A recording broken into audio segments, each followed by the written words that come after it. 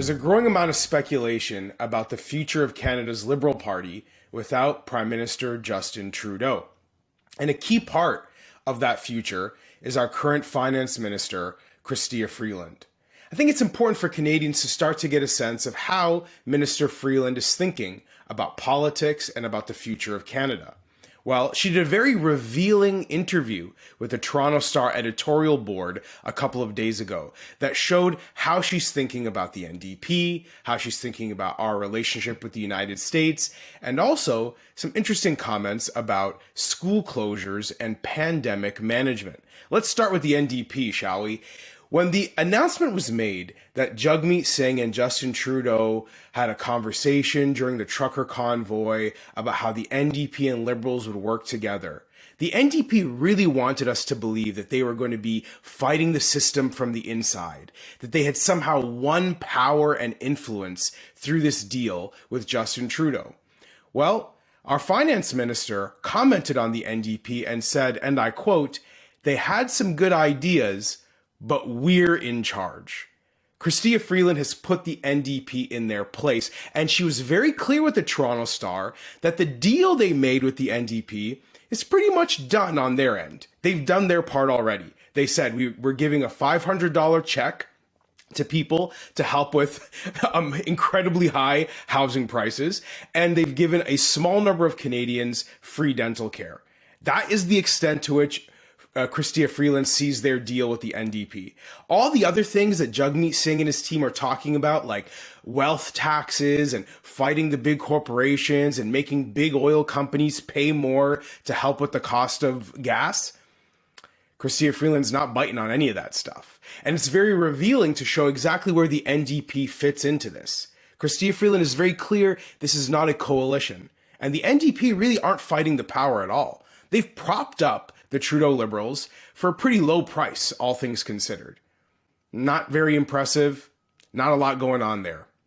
Very revealing comments from Chrystia Freeland. Another important point she makes to the Toronto Star is on our relationship with the United States. She said to stress to Canadians that we are not like the US when it comes to fighting inflation. She wants us to emphasize our own political process, our own history, our own economic policies. Quite bizarre coming from a member of the Trudeau cabinet, which has been making zero distinction between Canada and the US when they want to push for gun control after mass shootings in Buffalo and in Texas. They make no distinction between Canada and the US when they want to push for more abortion access, despite the fact that the looming Supreme Court decision in the US on Roe v. Wade actually have no impact on Canadian law and policy at all. So it's interesting when they decide the US is relevant to Canadian politics and when the US should not be relevant. And what's self-serving, frankly, for Minister Freeland is to make sure that all of the things that we're seeing about the economy from US media, that they are conditioning us not to ask, how does that affect us? I mean, the truth is that the United States and Canada are both countries' biggest trading partners.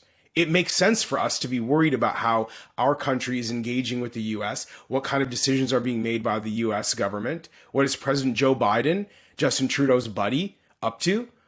And yet we're being discouraged from making that connection between Canada and the US. But on the social issues, that's where they'd like for us to be focused. A lot of picking and choosing there, huh?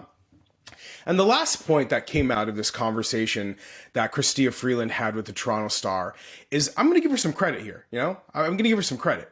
She made a critical comment about school closures during the pandemic and some of the decisions that provincial governments made. In particular, she pointed out that it didn't make a lot of sense to have kindergarteners doing virtual classes. And bravo. I completely agree. It's actually kind of bizarre to hear a Liberal cabinet minister at the federal level have more critical comments to share on school closures than a lot of Ontario Conservatives. And I mention Ontario because this is the province that closed schools longer than anywhere else in North America. So I'll give her credit for bringing up that point. It's one that I think more of us need to be mindful of. Although it seems like with the vaccine mandates going away that the pandemic is behind us, there is a lasting legacy from those pandemic decisions. All those kids who are behind in learning over the last 2 years, they're still behind. And I give the minister credit for pointing out that that's something we ought to be talking about, even as we go back to our vacations and back on airplanes and feel like the worst is behind us.